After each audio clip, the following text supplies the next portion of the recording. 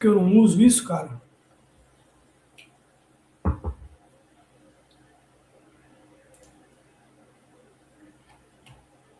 Então, vamos ver.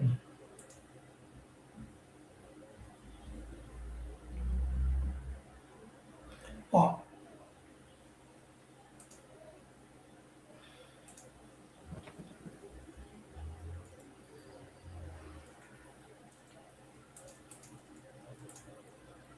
Então, a princípio, estamos ao vivo. Vamos ver. Estamos ao vivo. Agora sim. Bom dia, boa tarde, boa noite.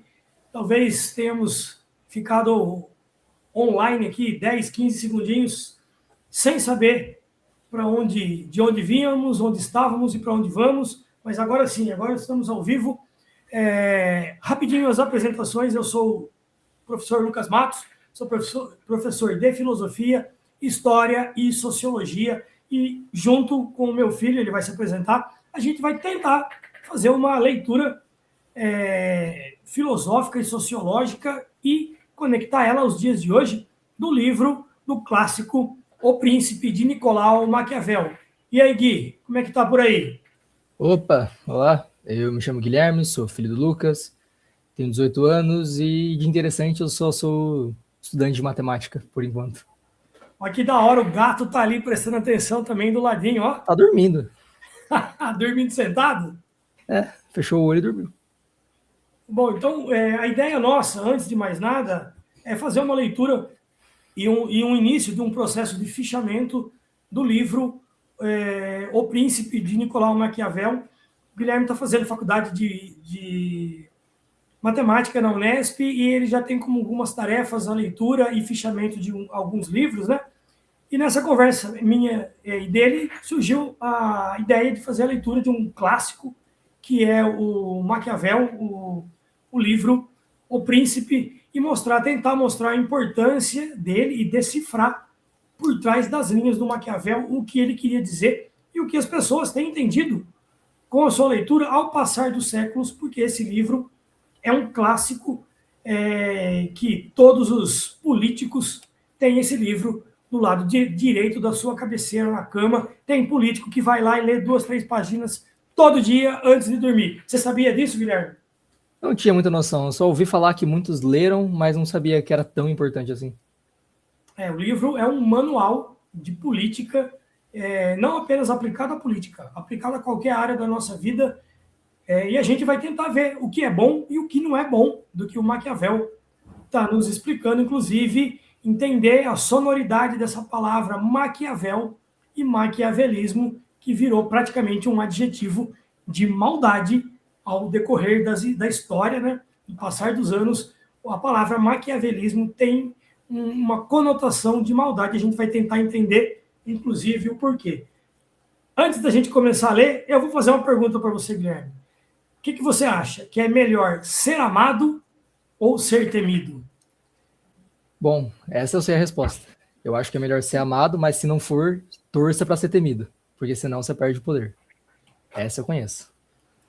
Então vamos tentar entender o porquê dessa máxima. Essa é a máxima por trás do livro do Maquiavel, O Príncipe, e a gente vai tentar entender o porquê que o Maquiavel não despreza que o governante seja amado, mas em não sendo amado, o porquê é importante ser temido, né? Então, para a gente começar a falar sobre essa obra do Maquiavel, é importante que a gente leia, a gente vai tentar ler pelo menos hoje, a nota introdutória, ou seja, a nota dos tradutores da versão que a gente vai fazer a leitura, e também a carta de apresentação. O Maquiavel começa o livro com uma carta de apresentação ao mestre Lourenço de Médici. Então, eu vou começar a ler aqui, aí, Gui, você vai dando interferência, depois eu passo para você ler um pedaço também. Para quem estiver nos acompanhando, daqui a pouco a gente vai tentar interagir, tem 4 loucos acompanhando nós aqui, por enquanto, aqui no Facebook, e depois vai ficar também disponível no YouTube, no meu canal, essa leitura, para que a gente inicie Vamos ver o que os tradutores falam sobre essa versão. Essa versão é uma versão gratuita que está disponível no Estado, no Senado Federal. A gente vai colocar o link, tenta colocar o link aí depois disso, se você conseguir, Claro. no meu perfil do Facebook dessa edição que a gente vai fazer a leitura. Então, eu vou começar com a nota de introdução dos tradutores dessa versão que a gente está lendo, uma versão atual. Então, a gente vai ver o que os caras estão falando. Eu vou ler aqui do lado. Então, às vezes eu vou ter que virar para que a gente possa fazer a leitura. Não estou achando aqui, Gui. Espera um pouquinho que eu vou começar aqui. Então, a nota dos tradutores começa dessa forma aqui, ó. Um caso de consciência para todo tradutor de Maquiavel, ou seja, ao longo da história, todos os tradutores têm essa questão na consciência sobre a leitura do Príncipe, é o que apresenta-se para nós o significado da palavra virtude, ou seja, virtu, que literalmente corresponde à nossa palavra virtude. E assumiu, desde o Renascimento na Itália, um significado diferente, um significado especial, totalmente diferente do que ela tem no nosso cotidiano hoje em dia. Então, costumam os tradutores de Maquiavel remover a dificuldade adotando, então, a palavra apenas virtu e não virtude. Entre várias palavras, né, conforme o sentido aproximado que mais pareça conveniente em algum capítulo ou em alguma frase. Então, ora vai aparecer virtu, ora vai aparecer virtude, mas o significado é o mesmo. É isso que está querendo dizer o texto. Importante separar o que significa essa virtude, né? Porque não é uma virtude moral, religiosa, nem nada. É uma competência política que vem, né? Isso. E aqui no começo da explicação, eles vão dizer isso de maneira bem difícil, mas nós vamos depois dar uma esmiuçada nessa questão da palavra virtude, né? Então aparece, ora como valor, e eu vou continuar a leitura. Ora como habilidade, talento, coragem, qualidades ou ainda predicados. Então, virtude tem um significado muito amplo para o Maquiavel. Isso não traz mal algum para a obra. Pelo contrário, o Príncipe é justamente uma obra, né, e de um tempo onde existe uma opinião generalizada entre os homens e os políticos dessa quantidade de significados possíveis para a palavra virtude ou virtu. E aí começa o significado da palavra maquiavelismo, né? Então, os estudiosos modernos, vou continuar aqui, sobre Maquiavel, eles dizem sobre essa maior ou menor utilidade da palavra virtu e algumas fórmulas ou sinônimos ou significados parecidos para essa palavra virtude, né? Ou virtu. E o que tem importância para nós é justamente o conceito fundamental para chegar a essas conclusões, a essas ideias sobre virtu. Então, esse conceito fundamental acaba resistindo tanto ao significado da obra quanto ao nosso tempo. Virtu tem vários significados, de maneira que virtu, para nós, como o Gui já deu um spoiler, na verdade, vai interessar para nós no livro, que virtu, de uma forma bem sintética, vai compreender todas as situações de fato que possam ocorrer ou que possam ser executadas por uma pessoa, né? Então, dessa forma, dentre os vários termos, e principalmente na filosofia, a ideia de virtude, enquanto possa ser uma habilidade, uma qualidade, uma forma de realizar algo, a gente deve entender como realizar algo numa determinada situação de fato e específica, não hipotética. Não o que pode ou o que não pode ser, mas o que é. Então, Gui, entra aí mais ou menos o que você falou. Virtu é deve ser aplicado a uma situação de fato e não uma hipótese. E se acontecer aquilo ou se não acontecer? Para a virtu, para essa habilidade, para essa situação de fato, na filosofia, ela não tem a ver com possibilidades ou hipóteses, mas sim deve ser aplicado, analisado se o homem agiu, ou o governante, com virtu, baseado numa situação de fato, e geralmente, então, ela é baseada no passado, porque o que a gente analisa são os fatos passados. E a partir de um fato passado, a gente diz, olha, faça isso ou não faça isso, tendo como base os fatos que foram anteriores a nós. Uma amostra científica, basicamente. Boa, só que ainda não tínhamos a palavra ciência, porque o Maquiavel escreve em 1600 e pouco, onde a ideia de ciência está apenas se desenvolvendo. E a ideia da situação na hora também, eu não vou lembrar se é dele essa palavra, mas ele usa fortuna, não usa? Que a ação é a sorte ou a instabilidade da região, do acontecimento. Você tem que ser bom bastante para saber prever e fazer as ações mediante a cenários que você não percebe, que você vai ter que tirar na hora a resposta.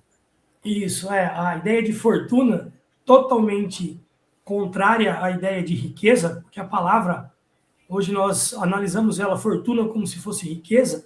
A palavra fortuna, para o Maquiavel, e fortuna não pode ser analisada separada de virtude, e virtude não pode ser separada de fortuna, é justamente isso.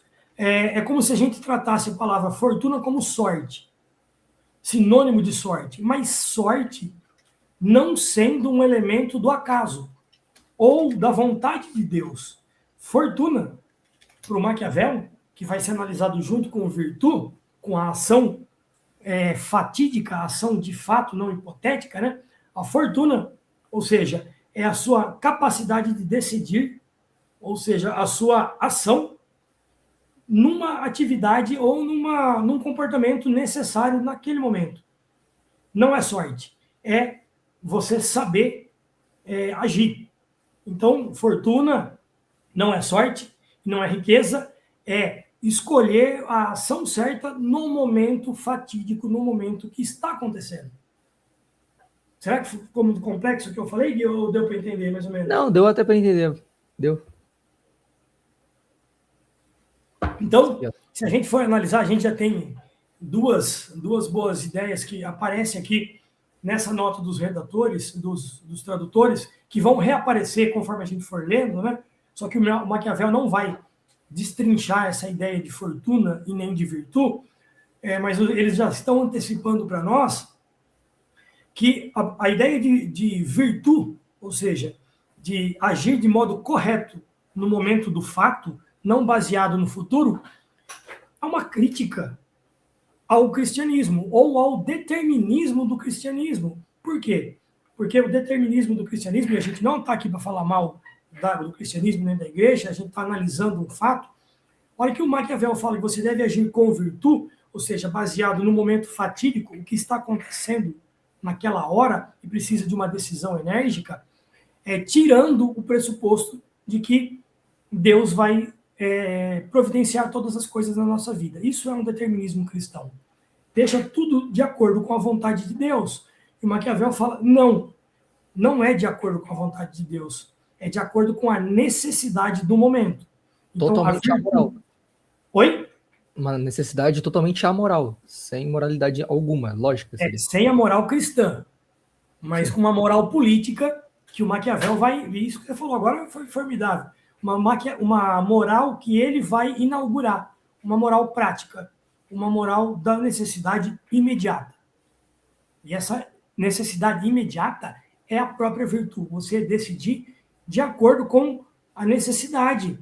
É o famoso os fins justificam os meios, né? É dele essa frase também, eu acho. Não é, ele não disse essa frase, mas é mais ou menos isso. Se você ler as entrelinhas... Como? Podia jurar que era dele essa frase?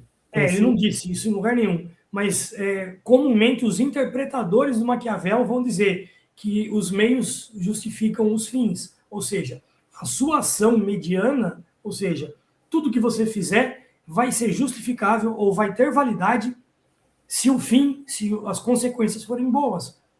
Isso daí está escrito nas entrelinhas. O Maquiavel não disse isso sobre as suas palavras, mas é como se ele tivesse dito, né? Foi interpretado assim, que vale tudo com base a alcançar os seus objetivos. Os meios justificam os fins. Mas não está escrito isso em lugar nenhum no livro. E é legal que você falou disso, de não usar fé e usar a política como base. Então, o final bom, né? Então, os objetivos, por exemplo, os meios que você faz são justificáveis se o fim for bom. Mas agora, o que é um fim bom? O que é dado como bom? Isso é importante, porque essa pergunta quase nunca é feita, né? A gente sempre se preocupa com as consequências de quase tudo. E aí a gente muda a chave da moralidade. Se você se preocupa com o final, você está sendo um finalista, ou como se diria Aristóteles, você está preocupado com uma ética teleológica, ou seja, das finalidades. Você não se preocupa com a ação em si, mas apenas com a consequência. Por exemplo, você não se preocupa pelas maneiras as quais você ficou rico, você quer ficar rico. Então, você se preocupa com a finalidade. E não importa como. E quando você fala que não importa como, pode ser roubando, pode ser trabalhando, pode ser tendo sorte e achando dinheiro na rua. Você não se preocupa com a execução, com o comportamento, com a ação, apenas com a finalidade. E o Maquiavel está preocupado com a finalidade. Não importa como você vai conseguir a ordem do Estado, porque o Maquiavel está escrevendo para um governante. O príncipe não é o filho do rei. O príncipe é o sujeito que tem uma aspiração política de governar, um direito ainda não garantido. Ou seja, todo mundo que almeja ser um governante é, em potencial, um príncipe. Ele tem o direito de ser governante um dia. Ele tem a aspiração. O Maquiavel está escrevendo para esse cara, que aspira. Por isso que todos os políticos leem O Príncipe. Porque ele poderia colocar o nome do livro O Rei. Mas não é apenas para o rei, é para quem almeja também o poder. Quem almeja o poder é o príncipe, o filho do rei. Então, ele vai dizer, entre as entrelinhas, e aí por isso que fica a resposta que você já me deu lá no começo, importa muito ser amado, mas se você não for, seja temido. E como seja temido? Não importa os meios, não importa. Você tem que ser temido, você tem que ser amado. Finalidade, lógica ou ética teleológica, não é teológica, é teleológica, ou seja, pensando só na finalidade. O meio, a forma como você é amado ou temido, pouco importa. O que importa é ser temido. Ou o que importa é a ordem do seu governo, do seu principado. Não importa como você conseguiu a ordem. A gente não vai ver isso agora, hoje, mas nos próximos capítulos, na hora que a gente lê, vai ficar bem claro todos os meios ou todas as formas pelas quais o Maquiavel vai fazer para chegar a ou ser amado, ou temido, ou governar de forma ordenada. E aí vai ficar claro que não importa como. O que importa é o fim para ele.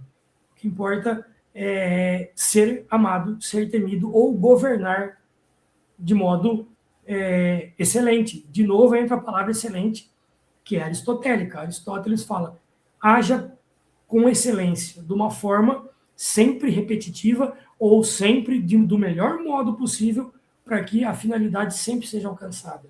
Então, excelência e finalidade são palavras que vêm de uma ética aristotélica de alcançar um fim, não importa os meios.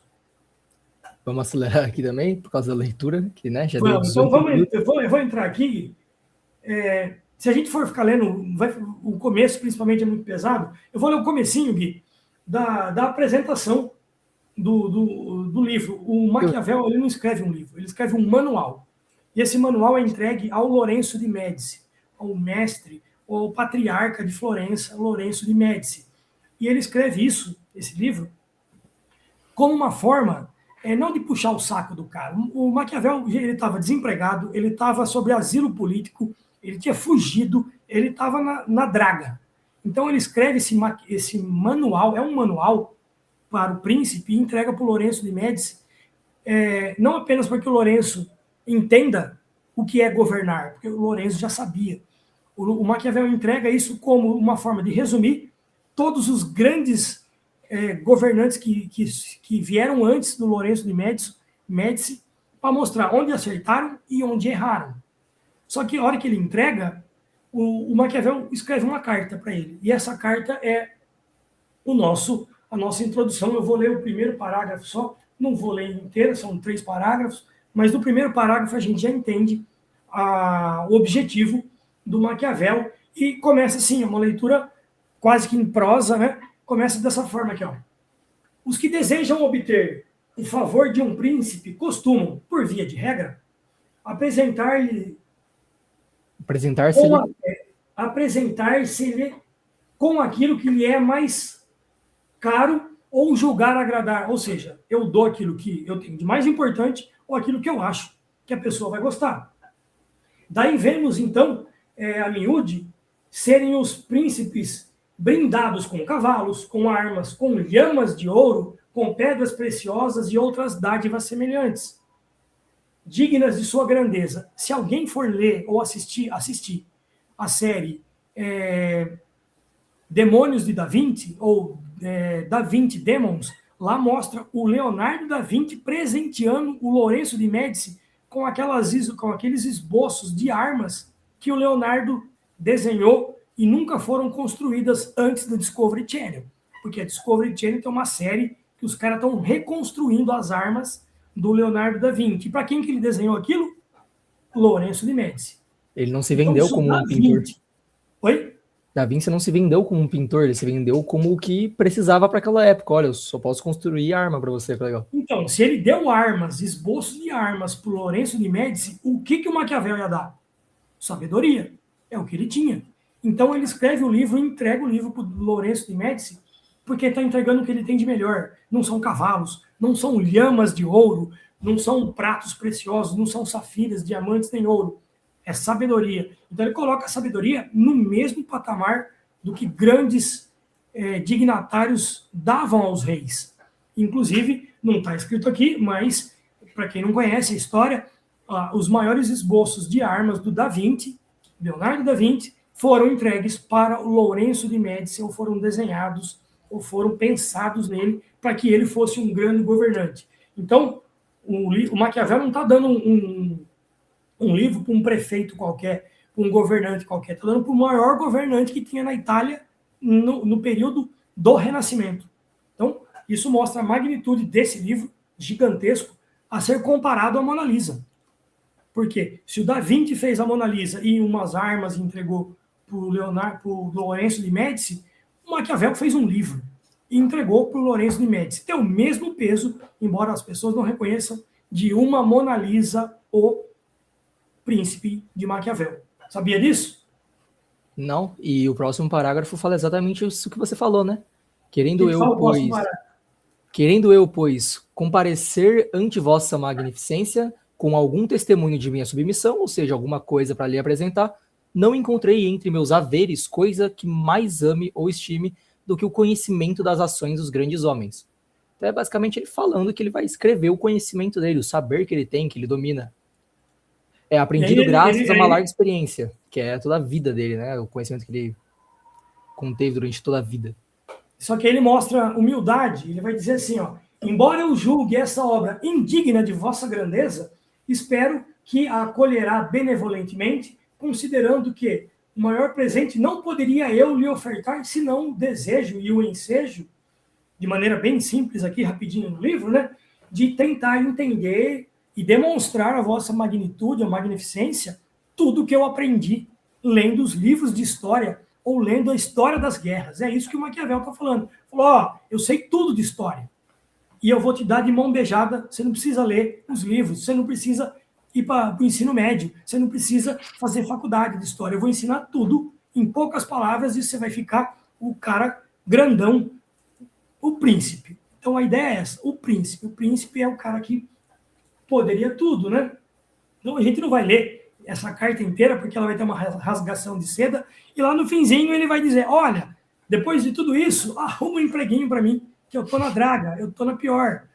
Então, nós temos várias cartas ao longo da história onde existe um nepotismo, né? Um pedido de ajuda. Se você for lá e ler a primeira carta do Pero Vaz de Caminha, ele pede emprego para o cunhado dele, ou para o cunhado ou para o genro dele, não lembro agora. A hora que ele está, Pero Vaz de Caminha, explicando, não, olha, eu estou digitando aqui, né? Está lá escrevendo com uma pena para o rei, lá no finzinho ele fala, ó, Vossa Majestade, depois de tudo isso que eu disse, o Brasil é bom pra caramba, mas arruma um emprego pro meu parente aqui. Então, o nepotismo não é típico do Brasil, do político brasileiro, arrumar emprego para os seus parentes. O Lourenço de Médici, o Maquiavel está pedindo emprego, mas um emprego baseado no conhecimento que ele tinha, né? Ou seja, ele está vendendo o produto dele. O finalzinho, o último parágrafo da carta também diz muito disso, né? E se vossa magnificência do cimo de sua altura lançar alguma vez os olhos para estes baixos lugares, verá quanto tenho sido injusta e constantemente vítima da adversidade, meio que falando, ó, eu tô sofrendo, me ajuda. Como eu disse, ele foi perseguido. O Maquiavel tinha um posto oficial no governo da Itália, ele era uma espécie de cartorário, trabalhava num cartório, então ele devia mexer com muitas propriedades e ele deve ter se envolvido em alguma coisa contra reis ou contra alguns governantes e ele foi exilado. Então nós não sabemos ao certo, né, até que ponto ele era um coitado, mas ele no fim ele falou, olha, me passaram para trás, mas eu sou bom para caramba, eu posso ajudar, eu posso ser um estrategista. O que ele está vendendo é uma estratégia numa época onde as guerras estavam diminuindo, né? Mas ele ainda tem o conhecimento das guerras. E ele vai, inclusive, um dos escritos dele chama-se A Arte da Guerra. Não é um livro, mas é um escrito do Maquiavel chamado A Arte da Guerra. Não é o livro famoso do Shin Itsu lá, A Arte da Guerra, mas é nos mesmos moldes. Então, o Maquiavel era um estrategista. E nós vamos ler agora o primeiro capítulo. A gente só fez uma introdução, a gente está com 20, 25 minutos. Vamos tentar fazer com que isso não passe de 30, 40 minutos, porque eu sei que é difícil acompanhar um livro que para a maioria das pessoas é chato, mas a gente vai começar a ler o livro onde o Maquiavel vai mostrar, de fato, para nós, que isso é um livro, é um manual para um governante. Então, eu vou começar o primeiro parágrafo aqui, e só tem um parágrafo, capítulo 1, depois a gente vai falar sobre ele, e vai ver de maneira também rapidinho o segundo. Não tem muito, não é difícil. Os 2, 3, os 4 primeiros capítulos são bem simples. Eu vou ler o primeiro, onde o Maquiavel vai começar a explicar para nós, depois eu vou mostrar um mapa mental, o que ele está explicando aqui, para ficar fácil de visualizar. Sou professor de história, eu gosto de mapa mental. Se você tirar um mapa mental, é como amarrar minhas duas mãos e fechar minha boca. Então eu vou ler e depois a gente vai ver no mapa mental o que o Maquiavel está falando, porque às vezes é um pouco complexo a leitura de uma obra do século XV, XVI e XVII. Né? Maquiavel começa explicando da seguinte forma: todos os estados, todos os domínios que exerceram e exercem ainda poder sobre os homens foram e são ou repúblicas ou principados.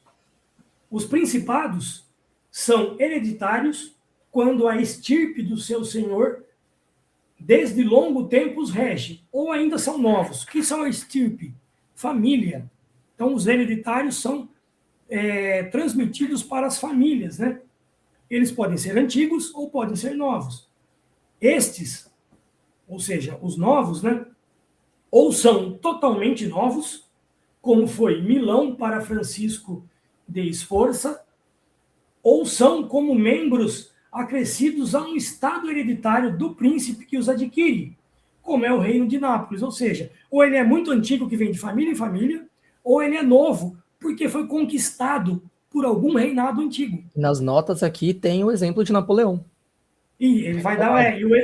o Napoleão, inclusive, ele tem obras onde o Napoleão também era um estrategista, um grande estrategista, ele se transforma num imperador, não é à toa. O Napoleão vai questionar essa ótica de como são formados os estados, né? Então, e aí, numa das notas de rodapé, bem que você disse, aparece aí. E aí o Maquiavel termina esse parágrafo desse capítulo dizendo assim: os domínios assim obtidos, ou seja, por conquista de príncipes, né? Os domínios assim obtidos ou estão acostumados a viver sob o governo de um príncipe ou habituados à liberdade, e ganham-se ou com armas de outrem ou com as próprias armas, por obra da fortuna e da virtude. Ou seja, ele diz que existem dois tipos, primeiro, repúblicas e como é que chama? E principados. Ele não vai explicar sobre república. Por quê? Porque são democráticas. São formas de aquisição diferentes. Ele está ensinando o Lourenço como se adquire novos terrenos, novos principados, novas conquistas. E como se adquire? Ele vai dizer que por armas. Que tipos de armas? Ou suas, porque você tem um exército forte, ou por se associar a outros povos guerreiros. Então, essa aquisição de novos territórios, desses principados que já são hereditários, ou seja, vem de família em família e vai aumentando. Como que aumenta? Ou por aquisição nova ou por alianças. Essas aquisições novas são pela guerra. E como se consegue a arma, é o que ele está dizendo? Ou porque você tem um exército muito forte, ou porque você se aliou, então, de novo, a gente vai para as alianças, e a gente se alia e consegue um exército forte. E aí, Gui, entendeu ou está complexo ainda? Não, tá, acho que bem tranquilo. E no final tem a por obra da fortuna ou pela virtude, né? O virtude. Verdade. Então, Esqueci de falar sobre isso. Fala aí, então aí sobre isso. Tenta encaixar fortuna e virtude nessas aquisições, geralmente, ou por apoio de um associado ou por um exército forte. Bom, fortuna, como dito antes, né? Ela pode vir da sorte, mas é mais pelo cenário e como você se comporta diante a ele. E tem o virtude, que você disse que não é só a virtude dele, é a base política e como ele rege. Então seria ou pelo caso se acontece, seria ou pela causalidade do que está acontecendo, ou pela sua reação, a sua inteligência, sua reação como governante ao que está acontecendo do agora. É isso que eu entendo. Uma coisa que é legal a gente tentar entender na entrelinha do que ele está falando ali, quando você consegue, por força própria, ou seja, você tem um exército grande, por um exército grande a gente precisa sempre lembrar que os seus súditos te amam, porque senão não vão para a guerra por você. Eles não morrem por você. Não morrem por você, então eles têm que te amar. É por isso que ele fala, primeiro seja amado, se não for, seja temido. Mas os seus súditos precisam te amar para você ter um exército forte. Agora, quando eles vão te temer? Quando eles foram adicionados ao seu principado por meio de guerra. Então, eles já sofreram na guerra. Você adiciona eles. Aí eles vão lutar por você porque eles têm medo. Eles já perderam uma guerra. Eles se adicionaram ao seu poderio militar já por meio de uma arma. Como eles vão se voltar contra você se na guerra você perdeu? Justamente, é isso daí. Então, essa ideia tem que ficar sempre na nossa cabeça. Seja amado ou seja temido. Mas não quer dizer que é uma opção. Não existe opção. A obrigação é que você seja amado. E ele não sendo amado, que se você foi escravizado, se você foi tomado pelo príncipe, então você vai ser temido. E aí, com o tempo, Maquiavel vai falar que com o tempo você vai ser amado. Mas, a princípio, quem é amado? O povo dele. O povo dele o ama. E quem é temido? Os conquistados. Os que são os novos principados que são adicionados ao seu reinado. A maior prova disso deve ser Alexandre o Grande, então, né? Ele saía conquistando tudo, só que ele não abaixava a cultura do povo. Então, com o tempo, ele começou a ser amado, porque ele não massacrava a cultura do povo. Quando ele ia explorar mais, ele usava deles para sobreviver. Só que aí chegou num ponto que não deu mais, né? Bem lembrado, o Alexandre é um grande exemplo disso. Ele faz um grande reinado, um grande império. Não vamos analisar aqui se ele é bom ou ruim, né? A gente está analisando os fatos. Ele tem uma ascensão do império, né, alexandrino, por conta dessa afeição dos súditos. Mesmo aqueles que são conquistados acabam amando Alexandre de alguma forma, por conta dessa capacidade que ele tinha de conquistar, mesmo depois de uma guerra, de fazer escravos, de subjugar os reis, ele acaba sendo amado pelo povo. Isso é algo que a gente não tem muitos precedentes na história, não. É um pouco absurdo. Sim. Capítulo 2, rapidinho, tem 2 parágrafos só também, a gente não vai perder muito tempo. Aí o Maquiavel volta dizendo, olha, deixarei de lado de arrazoar acerca das repúblicas. Ele não vai falar das repúblicas. Porque em outra ocasião, já longamente o fiz. Ele vai falar isso num escrito sobre os reinados de Pedro Tito. Lá ele vai falar sobre repúblicas. Aqui ele vai falar sobre principados, ou sobre conquistas de reinados e terras, reinados hereditários. Né? Ele continua, limitar-me-ei a tratar do principado, e ir tecendo as tramas já mencionadas e examinar como esses principados podem ser governados e mantidos. Não basta governar, tem que manter. Nesses estados hereditários, e acostumados a ver reinar uma família do príncipe, há dificuldades menores de mantê-los do que nos novos. Ou seja, se vem uma família inteira só morrendo um rei e assumindo um príncipe, é mais novo, é mais fácil. E aí ele começa a dizer que ele vai escrever esse manual não para esses reinados, onde vem se sucedendo o poder de maneira mais simples. Ele está escrevendo isso para o Lourenço de Médici em vista a novas e futuras aquisições de principados, ou seja, a ideia que vai acontecer aí no pós, nesse período histórico, é a tentativa de união da Itália. Em outros capítulos vai ficar bem claro isso. A Itália não era considerada um país, eram vários reinados, né? Me fugiu até o nome, não era Itália. Inclusive a Grécia era um desses territórios que eram anexos aí da Itália, e o Maquiavel está tentando escrever para o Lourenço para tentar unificar todos esses territórios, todos esses principados, Nápoles, Gênova, a própria Atenas, da Grécia, tentar reunir todos eles. E aí por isso que ele escreve a importância desse livro, para mostrar, olha, os principados hereditários é fácil, é só ir mantendo o fio do rei. Mas e quando você vai anexando? Como é que a gente faz? Como a gente constrói uma ideia moderna, que não é a palavra que ele usa, mas uma ideia de nação? Como construir uma nação? Seguindo esses passos, segundo ele. Mas uma nação não democrática, porque ele não está escrevendo sobre repúblicas, né?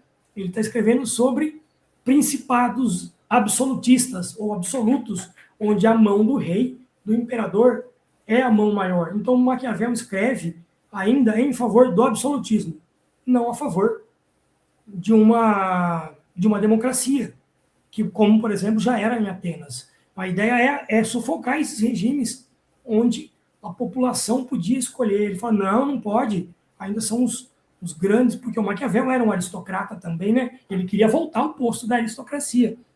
Como fazer isso? Ajudando outros aristocratas. Então, por isso que ele fala, nesses principados hereditários é fácil manter a ordem. O problema é nos novos. E ele fala, eu vou escrever para você entender o que deve ser fazer, o que aqui deve ser feito nos novos. Seguindo o parágrafo, já tem aqui falando sobre melhor ser odiado.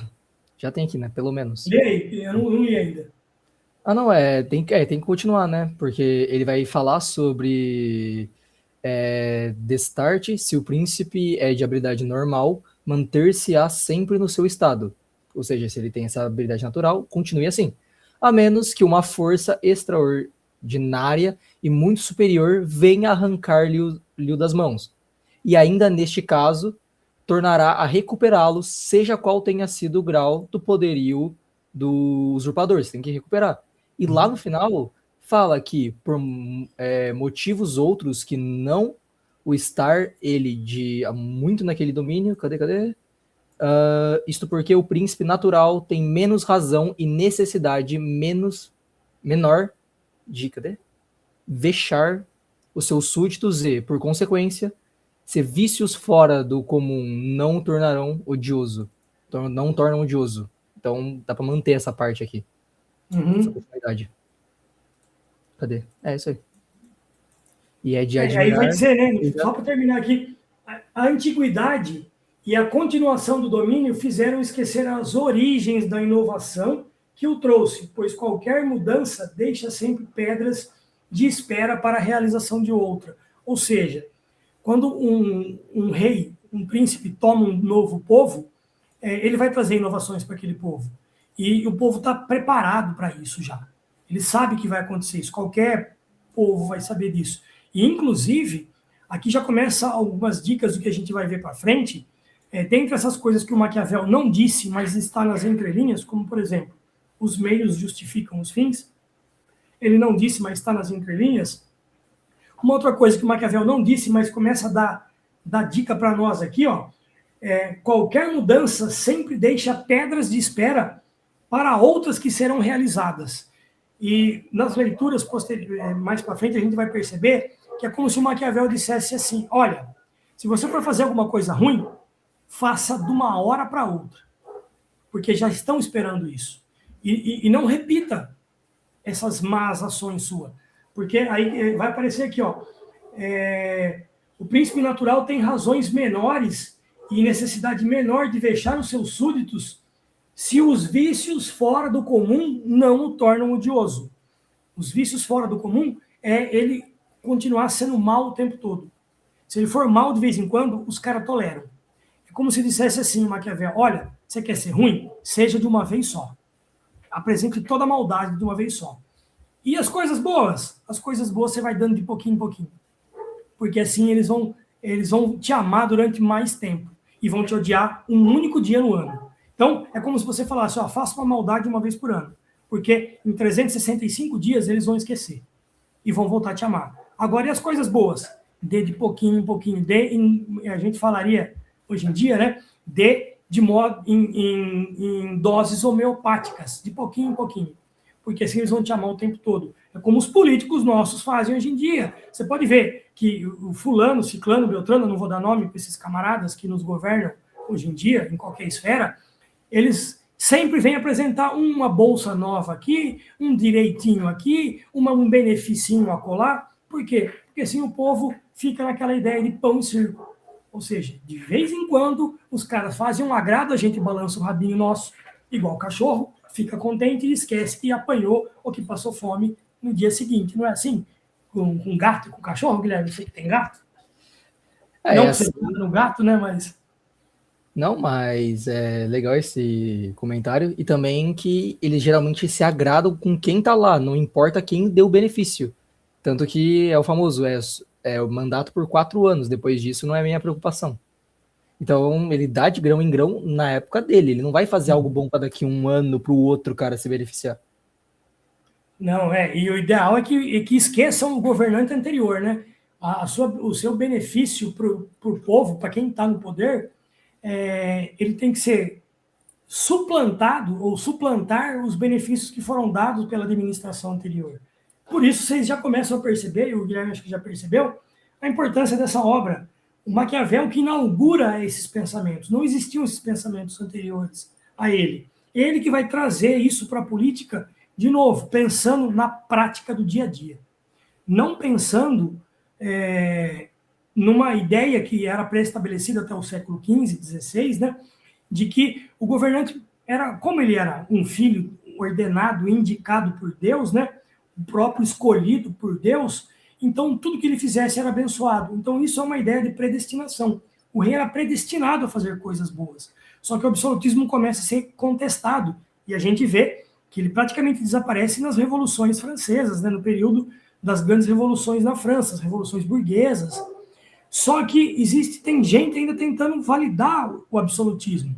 Esse livro é uma tentativa desesperada ainda de mostrar para o rei, para o príncipe, para o poder absolutista da época, de que tinham que ser feitas algumas coisas para que o absolutismo não desaparecesse, para que os reis continuassem a ter o poder temporal que eles tinham, porque Deus tinha escolhido eles, né?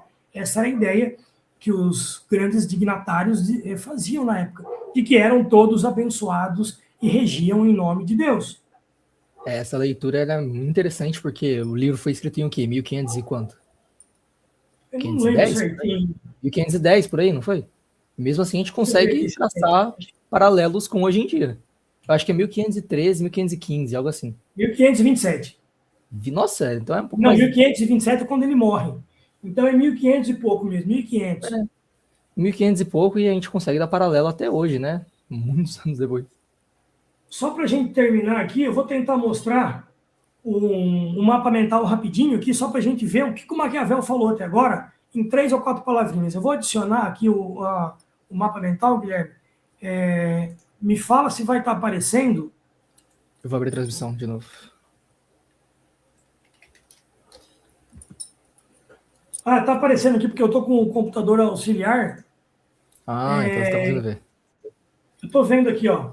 Então, notem que eu vou só abrir o primeiro aqui, o desenho. O Maquiavel, no Príncipe, ele vai dizer que existem tipos de principado. Quais são os tipos de principado? Os hereditários, os mistos, os eclesiásticos e os civis. Não fui eu que errei ali a palavra mistos, não. Eu fiz esse mapa mental aqui na inteligência artificial, então ela é meio burrinha, né? Ela não é tão inteligente assim. Ela trocou a palavra misto aqui, colocou mistos, né? O que a gente viu agora? A gente falou sobre os hereditários, né? Que vai mostrar que existe ou uma dinastia estabelecida que vem de geração em geração, isso é uma dinastia, quando é transmitida de geração em geração, e ele vai também tentar nos trazer algumas ideias para que a gente consiga perceber que existe, ou que deve existir, uma facilidade de manutenção dessas dinastias, ou dessas dinastias que vão adicionando mais territórios, mais principados. Então, o que a gente viu aqui é só o primeiro aqui, ó. Os tipos de principados, os hereditários, a gente viu agora já, e como se estabelecem, são geralmente dinastias, e como essas dinastias podem ser mantidas. E é o que o Maquiavel vai se preocupar do capítulo 3 em diante. Apresentar para nós facilidades de manutenção dessas dinastias. Ficou claro? E agora vai começar o livro agora. Agora vai começar. E o legal é que, como é um manual, esse livro é um manual, né, do que pode ser feito e o que não pode ser feito, ele vai dar exemplos, né? Então, a hora que a gente for falar a partir do capítulo 3 e 4, a gente vai perceber que se a gente quiser um aprofundamento bem grande, nós vamos ter que abrir uma abinha aqui do lado e fazer pesquisas históricas. Porque só nesses 2 capítulos ele já falou do Napoleão e falou da... E eu vi outras citações. Cadê? Cristina da Suécia. Cristina da Suécia, é isso. Cristina da Suécia vai discordar de algumas coisas que ele fala, inclusive, né? Ela não concorda com essa premissa, com essa ideia do Maquiavel, né? Sobre que deve ser um povo, mesmo o povo que é conquistado, deve ser tratado com dureza, a princípio. Ela vai discordar disso, mas ela discordou e perdeu o poder para outro governante. Então, ela não tinha muita razão nisso. E a gente vai ver isso nos próximos capítulos, quais as facilidades que são apresentadas para que o príncipe mantenha o poder em suas mãos. Será que... Acho que já podemos encerrar, tentando concluir alguma coisa. Quer concluir alguma coisa aí, Guilherme? Fazer um resumão do Enem, do que você entendeu? Nossa, um resumão do Enem do livro Príncipe. Pouquíssimas palavras. Lembra qual foi a pergunta primeira? O que é melhor, ser amado ou temido? Ser amado ou temido. E além dessa pergunta, deve sempre ter para nós, a gente já chegou a essa conclusão, né? Do que é melhor, ser amado. E não podendo ser amado, ser temido. Mas sempre deve ficar na nossa memória, né? Na nossa capacidade de entendimento, que esse temor ou esse medo, ele tem que sempre ser pensado baseado na ideia de virtude e de fortuna. Não é isso que a gente pode concluir? A ideia de virtude, e a gente vai voltar a falar sobre virtude e fortuna, não vai encerrar, a gente só deu uma abertura, né? Esse ser amado ou ser temido, como um governante agindo com virtude e com fortuna. E o Maquiavel vai mostrar em todo o capítulo como grandes governantes, grandes príncipes, agiram com virtude e com fortuna. E vai mostrar, inclusive, os equívocos de alguns que não agiram dessa forma, agiram por um absolutismo puro, sem essa ideia que você disse lá no começo, quase que científica, né? Lembrando que ciência, a palavra só vai surgir lá no século XVI, XVII, quase no XVIII, mas no XVI já dá. Maquiavel está escrevendo ali no finalzinho do XV, né? Mais ou menos. A ideia de ciência ainda não existia, mas, de novo, lembrando o que você falou, já crescia um entendimento de que a gente precisava, primeiro, observar os fatos, passo número 1 da ciência. Levantar hipóteses para aquelas ocorrências, segundo passo da ciência. O terceiro, experimentar. E o quarto, depois da experimentação, criar uma teoria. O que o Maquiavel está fazendo? Está criando uma teoria. Observou o passado, levantou hipóteses. Viu se deu certo ou não? Foram experimentadas, o Maquiavel está fazendo o primeiro, e esse é o primeiro livro reconhecido como livro de teoria de ciência política. Antes da palavra ciência ter surgido, o Maquiavel escreve para o Lourenço de Médici o primeiro tratado de ciência política que nós temos. Tranquilo? Quer comentar alguma coisa para a gente já encerrar, Gui? Acho que não precisa. O máximo que dá para falar é que tudo isso é em torno dos principados e de um novo governo, né? Novas terras, novos territórios, é tudo sobre isso. É um resumão político para alguém que quer governar e consegue, 500 anos depois, ainda ser influente, esse livro. Então, por isso que esse livro é muito importante, até os dias de hoje, para políticos, eu não diria apenas políticos, eu vou falar agora um negócio meio complexo aqui, mas líderes religiosos que se prezam, e não importa a designação religiosa que seja, leram Maquiavel. Por quê? Porque nós vamos chegar num capítulo, ó o Nino ali, ó, porque nós vamos chegar num capítulo específico sobre religião. Como o governante pode usar a religião para governar. Então, todos os líderes religiosos que se prezam leram até para poder se defender dos líderes que usam apenas a religião para ganhar voto. E a gente vê muito isso a cada 4 anos, os caras subindo em palanque, palanque não, subindo em púlpito de igreja para falar, olha, eu sou amiguinho de vocês, embora eu fui ateu a vida inteira, eu sou amiguinho de vocês, eu estou aqui na igreja suas para pedir um votinho seus. E se eles fazem, é porque dá certo. Eles fazem porque o Maquiavel falou que se fizesse ia dar certo. O Maquiavel que coloca a religião na política. Eu não estou dizendo que a religião é totalmente política. O Maquiavel fala, olha, usa porque eles vão te amar. De novo, qual que é a primeira vontade do Maquiavel? Que o povo nos ame os governantes. Então, se você mostrar que você é religioso, ou fingir que eles vão te amar. Só que aí a gente vê muitos políticos depois da eleição mostrando quais são as suas ideologias.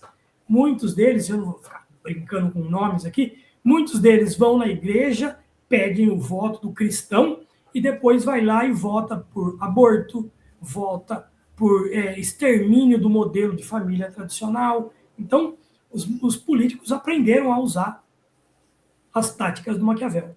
Eu não lembro qual político que foi que... Não vai falar nome, não. Não.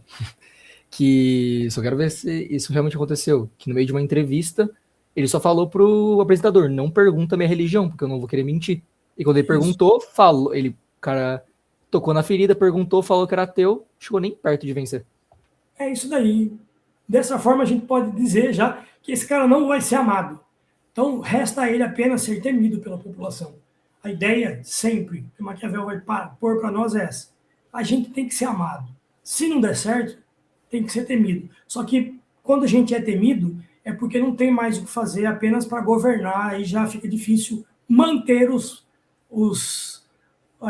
territórios ou os principados que foram conquistados. O que acontece, vamos traduzir, o cara não é reeleito quando ele é descoberto e ele é apenas temido por ser ateu, por ser favorável, como eu dei o exemplo, né, do aborto, ou por sobrepor taxas para a população, então ele só vai ser temido.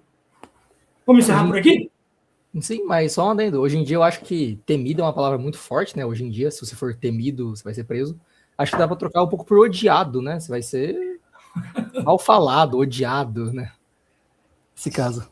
Mas acho que é isso, meu gato. É mais ou menos isso. Bom, vamos encerrar por aqui então. Foi uma tentativa singela nossa aqui de apresentar a abertura, né, do livro O Príncipe de Nicolau Maquiavel, de uma maneira simples, e a gente está tentando que isso não fique cansativo, porque é cansativo, sim.